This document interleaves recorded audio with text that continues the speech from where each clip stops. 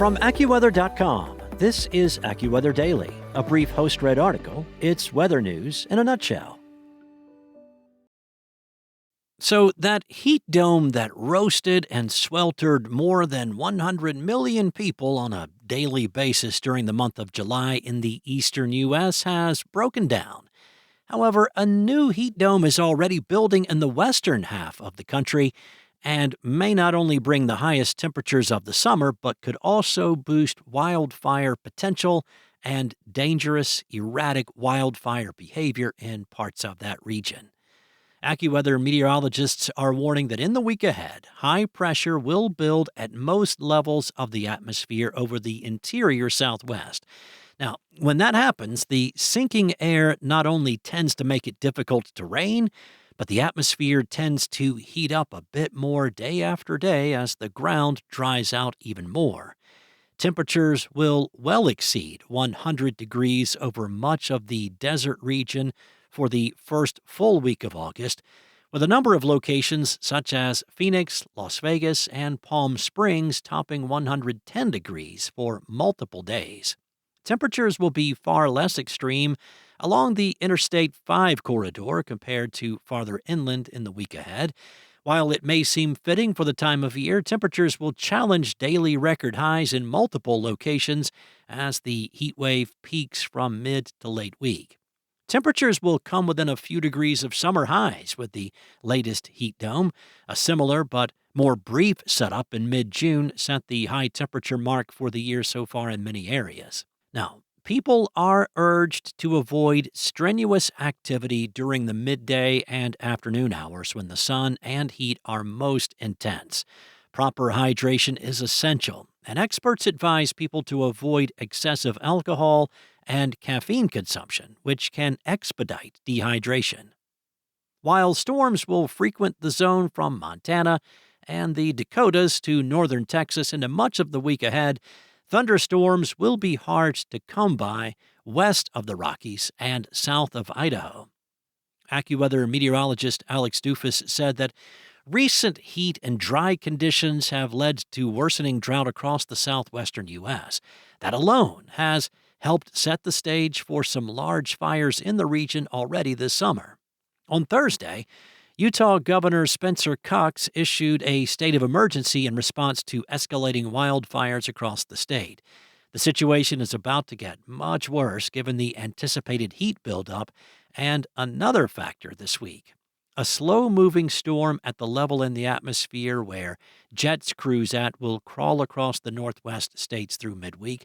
Now, this storm will lead to periods of gusty winds paired with low relative humidity, which will boost the risk of multiple and fast-moving wildfires from the Great Basin to parts of the Northwest through at least the first half of the week. As of early August, there have been 40,945 wildfires in the U.S., burning a total of 3,250,000 acres, according to the National Interagency Fire Center. This is a significant increase compared to the same time period last year, when just 21,970 fires had occurred. A fire that erupted on Arizona's Grand Canyon North Rim around July 4th continues to burn. The fire has burned well over 110,000 acres, and crews continued to struggle with containment this weekend. Given the upcoming weather pattern in the days ahead, the number of fires and acres burned will likely increase substantially over the interior western U.S.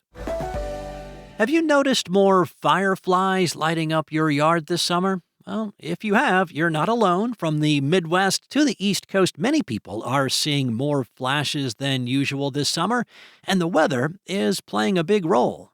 Firefly expert Christian Krupka told AccuWeather's Ellie Reed that drought is the worst enemy of fireflies, also known as lightning bugs in some parts of the country. Fireflies like moisture and moist soils. They are not a species that likes dry conditions. A winter that was slightly warmer than the historical average and a wet spring helped firefly larvae thrive underground during a critical phase in the firefly life cycle. The period from December to June was unusually wet in much of the east, and the wettest weather compared to the historical average was from Texas to Ohio.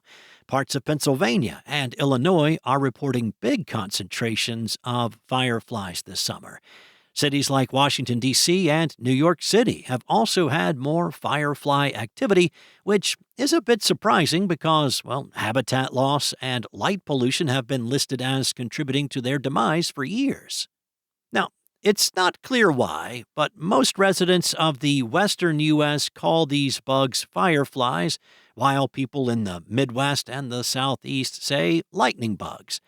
Business Insider theorized that it could be because there's more lightning in the southeast and more wildfires in the west, but they did not consider that a good part of the east uses either interchangeably. Now, in addition to declining habitats and light pollution, climate change is a long-term threat to firefly populations. Extreme temperatures and precipitation changes can make for poorer conditions for the larvae, resulting in fewer fireflies in summer. That's all for now. You can find more regional forecasts and science-based articles at AccuWeather.com, and for your local forecast at your fingertips, download the AccuWeather app. Enjoy the rest of your day. Be safe. I'll be back tomorrow with more from AccuWeather.